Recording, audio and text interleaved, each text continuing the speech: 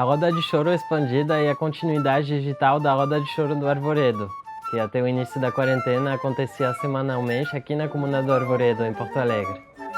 Dentro desse projeto, eu produzi entre março e hoje mais de 20 vídeos musicais à distância. Cada vídeo envolveu entre 4 e 15 músicos, cada um gravando com autonomia e segurança desde a sua própria casa. No total, mais de 100 músicos residentes de 40 cidades e 9 países diferentes participaram, contando inclusive com grandes nomes da música instrumental brasileira, como o clarinetista Naylor Proveta, o saxofonista JP e o flautista Edu Neves. Ao longo desses meses, eu fui desenvolvendo uma metodologia para a produção de vídeos musicais caseiros à distância. A ideia deste vídeo é compartilhar minha experiência com o objetivo que outros produtores e músicos possam se inspirar para produzir seus próprios vídeos em casa. Eu vou falando sobre assuntos que eu acho importantes na realização do projeto, tais como coordenação à distância, gravação de áudio e vídeo, divulgação, aspecto financeiro e continuidade. Nesse primeiro tópico de coordenação à distância, eu vou falar sobre como foi formada a rede de músicos, como foram selecionadas as músicas, sobre a instrumentação e arranjos, como foram selecionados os participantes e sobre a logística de ordem das gravações entre os músicos. A comunicação começou no grupo WhatsApp da Roda de Choro do Arvoredo.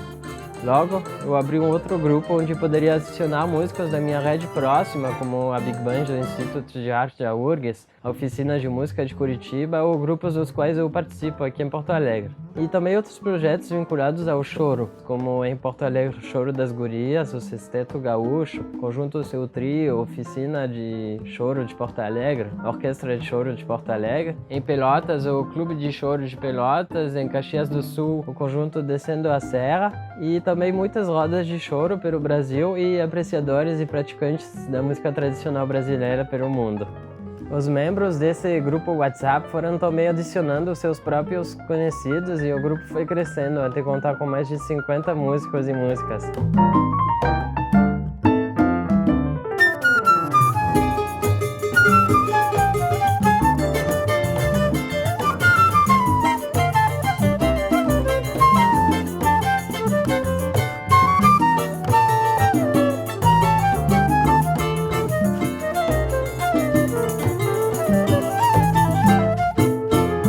Sobre a seleção das músicas, eu fui escolhendo músicas das quais é mais difícil de se encontrar bases de acompanhamento, como chamamos play-alongs ou backing tracks, já que uma das minhas ideias era disponibilizar esse material online, muito precioso para quem estuda choro, ou no meu caso, para quem se apresenta também em formato solo. A instrumentação foi pensada conforme os instrumentos disponíveis na rede de músicos e as pessoas que queriam gravar. Algumas ideias foram aparecendo, como a de fazer um trio de bombardinos, um sexteto de flautas, quarteto de cordas, os saxofones, e a gente foi trabalhando em cima dessas ideias.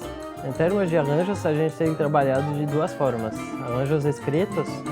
Leonardo Rossato realizou vários arranjos para naipe e aproveito para agradecer a sua dedicação e parceria. Usamos também arranjos do Pixinguinha, do Mestre Proveta, do Rafa Leme. Enfim, essa forma bem que trabalhosa é necessária para músicas com muitos instrumentos, né? Como naipe de sopros ou cordas.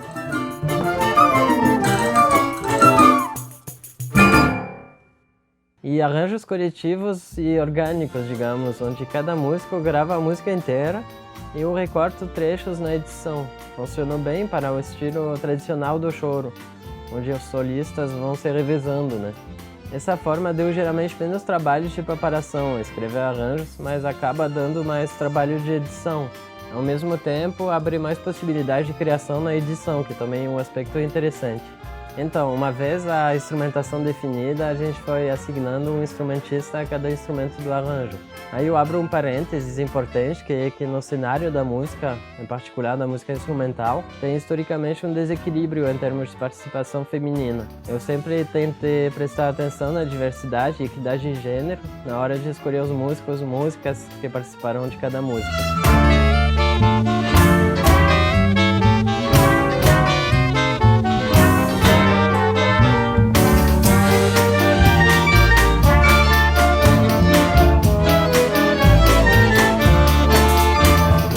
Sobre a ordem de gravação, a ideia é de pensar da mesma forma que se fosse uma gravação em estúdio.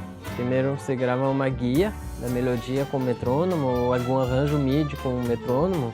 Na sequência você grava instrumentos rítmicos, no caso do regional de choro, geralmente o pandeiro, algumas vezes a bateria no caso das orquestras. Na sequência instrumentos harmônicos, geralmente violoncelo de cordas, cavaco, depois naipe de sopros ou cordas e finalmente melodia, solo e contraponto.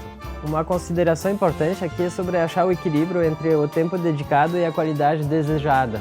Gravando todos os músicos um por um, editar e adicioná-los progressivamente na guia antes de mandar para o músico seguinte é a melhor alternativa em termos de qualidade, mas requer um tempo importante. De um outro lado, mandar a guia só de melodia e metrônomo para todos os músicos e juntar depois é a alternativa mais rápida, porém a probabilidade de desencontros rítmicos e de afinação é bem maior. Aí tem que ver onde a gente quer se colocar dentro desses dois extremos, né? Nesse segundo tópico eu vou falar sobre o assunto mais técnico de gravação e edição de áudio e vídeo. Primeiro, em relação à captação de áudio, eu sempre deixei bastante liberdade em termos de equipamentos de gravação que cada músico usava, buscando não a perfeição técnica, mas a inclusão dos participantes que queriam tocar. Ao longo do projeto, vários instrumentos foram gravados com o próprio som do celular, sem comprometer o resultado final. Obviamente, existe uma variação muito grande de qualidade de um celular para outro e também do instrumento que se pretende gravar, né? Da mesma forma, também existem variações grandes de qualidade dentro dos equipamentos de captação, seja captadores de linha ou microfones. Se bem que em alguns casos, a gravação do som com o próprio celular foi melhor que a do equipamento de gravação. O local onde se grava também é uma preocupação. Várias gravações vieram com ruídos importantes de obra ou outro, dificultando ou às vezes até mesmo impossibilitando a inclusão na faixa. Um ponto importante é ter um cuidado reforçado com a afinação dos instrumentos na hora da captação, devido a uma dificuldade maior em se afinar em relação aos outros instrumentos, como acontece geralmente tocando ao vivo, né?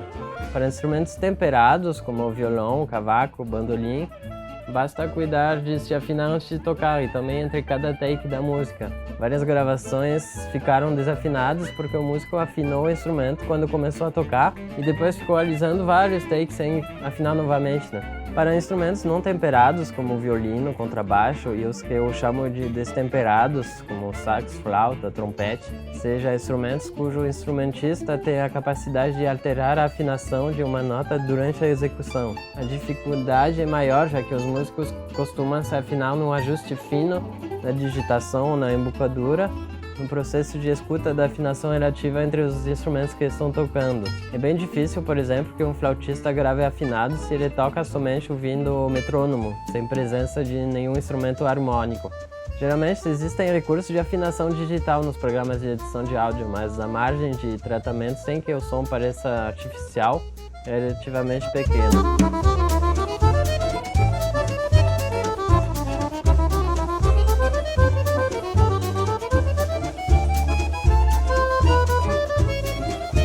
Nos dias de hoje existem no mercado equipamentos de captação áudio relativamente acessíveis. A grande maioria dos participantes contava com equipamento que possibilitou captação com uma boa qualidade. Equipamentos bastante usados são os gravadores Zoom H2 ou H4, que tem a vantagem de ter microfone integrado e ser um equipamento totalmente autônomo. Várias interfaces de áudio, como a Euphoria da Behringer, têm uma relação custo-benefício boa. Para músicos que também trabalham com apresentações, eu recomendo mesa de som com conexão USB, que tem um valor próximo dessas interfaces, mas permite de combinar o uso como mesa de som e como interface áudio.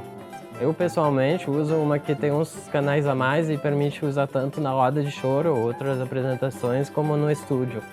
O microfone dinâmico de excelente qualidade, de uso universal, é o Shure SM57, que fica muito bom para gravar quase qualquer instrumento, pandeiro, metais, madeiras.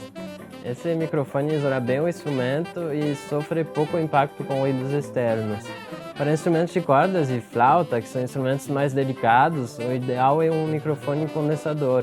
O AKG C430 tem excelente relação custo-benefício. Cuidado, porém, que esse microfone é mais aberto e vai assim sofrer mais impacto com ruídos externos, né?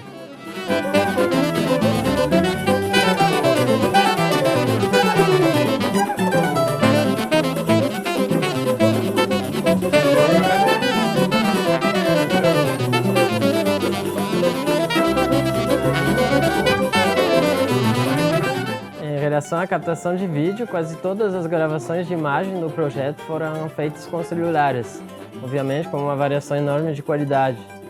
Isso não foi uma grande preocupação, porque justamente o projeto tinha o intuito de mostrar que os músicos gravavam cada um desde a sua casa. A gente deixou então livre a escolha do fundo que apareceria no segundo plano e das roupas que se usavam. Porém, é interessante cuidar de alguns pontos. Por exemplo, a orientação do vídeo. Foi pedida a filmagem horizontal com plano bastante aberto para ter mais margem de recorte na edição, já que os formatos de quadros que ocuparão os músicos na tela são bem variáveis e sua disposição difícil de prever. Obviamente, é importante a imagem não vir com cabeça cortada e com objetos na frente do músico. E um outro ponto importante é a orientação da luz. Você deve ter um cuidado grande com luz contra, que é quando a câmera é orientada para a janela ou a lâmpada. Alguns músicos pediram para realizar dublagem vídeo, seja de gravar somente o áudio no primeiro tempo e a imagem no segundo, com uma preocupação menor na execução do áudio. Eu prefiro quando a performance é exatamente a mesma no som e na imagem, mas quando esse trabalho é feito com bastante cuidado, em alguns casos, música é difícil de executar, um ambiente sonoro muito imprevisível, pode representar um ganho de tempo para um músico que grava sem prejudicar o resultado final.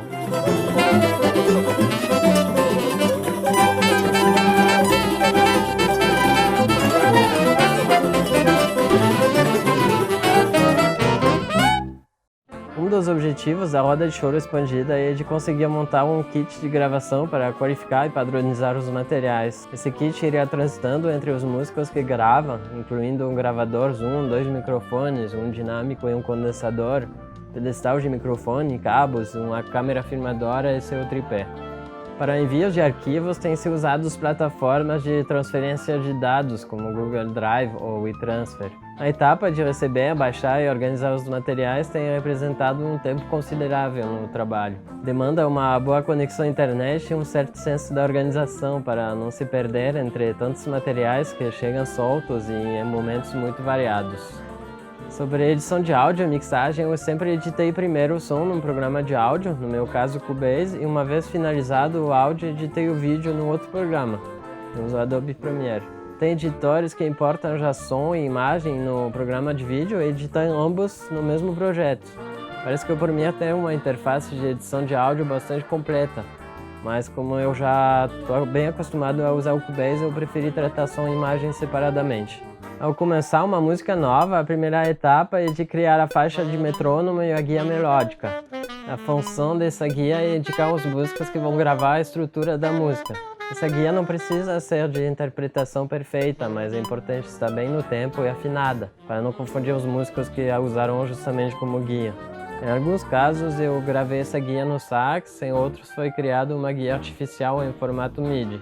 Essa guia é enviada para o primeiro instrumento, a maioria do tempo, o pandeiro. Aí o pandeirista tem que gravar somente o som do pandeiro, obviamente ouvindo a guia no fone de ouvido e enviar de volta a sua gravação. A guia se completa então com o pandeiro. Nessa etapa é bom conferir se tudo está bem no tempo e, caso necessário e possível, ajeitar na edição para não confundir os próximos músicos. O Cubase tem recursos de corte e de aumentar ou diminuir a duração de um trecho que tenha ficado lento ou rápido demais. Quando feita com cuidado, essa edição fica imperceptível ao ouvido. A faixa guia com pandeiro vai agora para os instrumentos harmônicos, no meu caso geralmente cavaco e violão 7 cordas, eventualmente junto com mais percussões ou contrabaixo que completarão o que se chama de faixa base. Essa faixa é a que, tirando o metrônomo, se usará como um play-along. Ponto fundamental é conseguir sincronizar bem os áudios. Uma dica que tem funcionado muito bem para mim no caso do choro, onde quase sempre tem uma convenção que marca o final da música, é de sincronizar os tracks pelo final da música.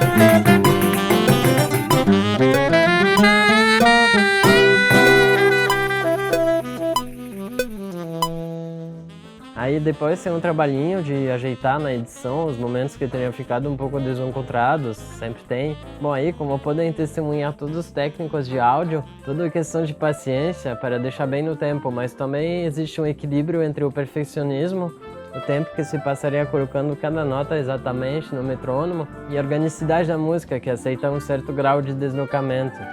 Bom, aí com isso o que chamo de faixa base fica pronta e vai para os instrumentos melódicos, que vão ter uma boa referência para gravar afinados e no tempo. Em caso de presença de naipe de instrumentos melódicos, é interessante gravar primeiro o líder do naipe e adicioná-lo à faixa base antes de gravar os demais elementos. Assim, eles poderiam se basear melhor nas dinâmicas, articulações e afinação do líder para dar uma maior unidade no grupo.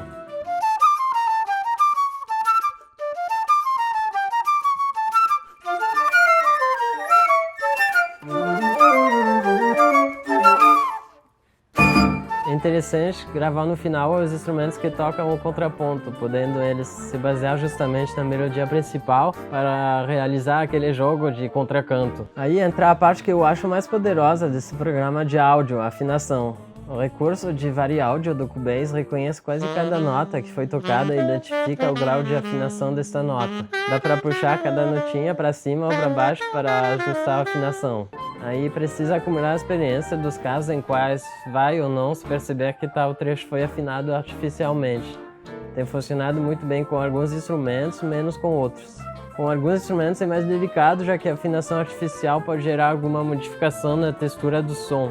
Mas sabendo usar com cuidado foi de uma ajuda incrível em muitas situações. É particularmente difícil realizar dinâmicas de volume na música quando gravada à distância. Geralmente essas dinâmicas acontecem de forma orgânica entre os músicos quando tocam ao vivo. Sempre é possível definir antes em quais momentos exatos da música se deve tocar mais suave ou mais alto. Mas é difícil essa combinação não parecer artificial na hora de juntar várias gravações feitas independentemente. Uma forma que tem funcionado é exagerar bastante as dinâmicas já na guia de melodia, para que todos os instrumentos que vão gravar depois percebam e acompanhem essa dinâmica. Outro recurso importante na mixagem é o uso de equalizadores e efeitos. Eu não vou entrar muito no detalhe em relação a isso porque existe muito material disponível sobre mixagem e é um assunto bem complexo para se falar num tempo curto. Mas a ideia geral é que cada instrumento vai ter uns recortes de frequência que podem valorizá-lo dentro da mix, dependendo muito também da forma, do equipamento com o qual o instrumento foi captado. Para mim o mais importante é ir experimentando. Alguns recursos simples, quando bem usados, já podem melhorar muito o resultado final. Eu costumo usar um reverb geral bastante discreto para manter o aspecto acústico e tradicional do choro. Eu espalho geralmente os instrumentos com o pan para cada um ter o seu espaço, tentando equilibrar instrumentos mais graves e agudos entre a direita e a esquerda. Também tento observar uma relação entre o som e a imagem do vídeo. Se um instrumento está mais à direita no áudio, fica interessante ele também estar situado mais à direita no vídeo, né? Em relação à edição de vídeo, eu uso o programa Adobe Premiere, no qual eu estou acostumado faz alguns anos. Mas existem vários programas de edição, inclusive gratuitos e bem completos. Eu tenho usado o DaVinci Resolve também, livre, com todas as funções necessárias para esse tipo de trabalho. Notar que a edição de 15 vídeos diferentes no mesmo projeto é algo que demanda o uso de um notebook com performance bastante alta. A edição de vídeo realmente é o aspecto onde tive mais dificuldades, por eu ter menos experiência que com áudio e por não contar com equipamento informático de desempenho tão alto também. Ao importar o áudio mixado da faixa e todos os vídeos no programa de edição, o primeiro passo é sincronizar tudo. No programa tem uma função de sincronizar automaticamente, mas muitas vezes precisou sincronizar manualmente, baseando-se nas ondas de áudio. Uma vez todos os vídeos sincronizados, se faz o trabalho de recortar quais vídeos vão aparecer em quais momentos, com o sistema de quadros ou molduras. Eu confesso que eu fiz os meus no PowerPoint, que são simplesmente linhas pretas grossas com fundo transparente. Essas molduras permitem delimitar na tela o espaço físico para cada músico com um acabamento bom. E uma vez definidas as molduras, basta recortar e deslocar os vídeos para se enquadrar nelas. Finalmente, colocar alguns efeitos de transições, uma vinheta de abertura e os créditos no final, e o vídeo está pronto.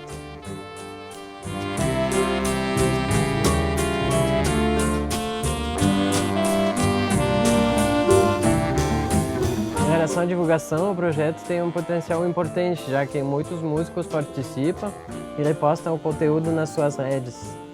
A minha página Instagram, onde fui publicando os vídeos, passou de 1.000 a quase 4.000 seguidores no período da pandemia, em grande parte graças à roda de choro expandida.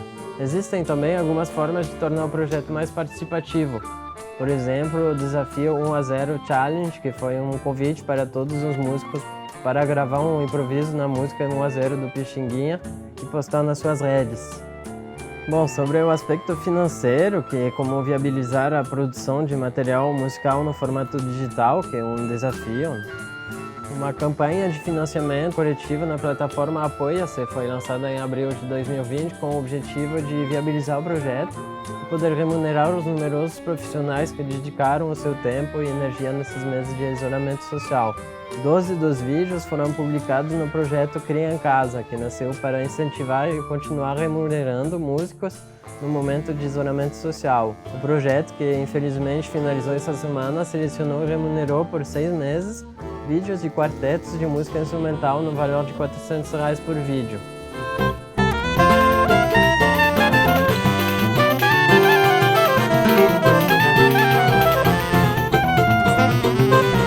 Para dar continuidade, eu escrevi o projeto Roda de Choro Expandida pelo Rio Grande do Sul, no edital de produções culturais e artísticas da SEDAC, dentro das atividades previstas pela Lei Aldir Blanc. Nesse projeto, 100 músicos de choro do Rio Grande do Sul seriam selecionados para formar 9 orquestras de choro virtuais.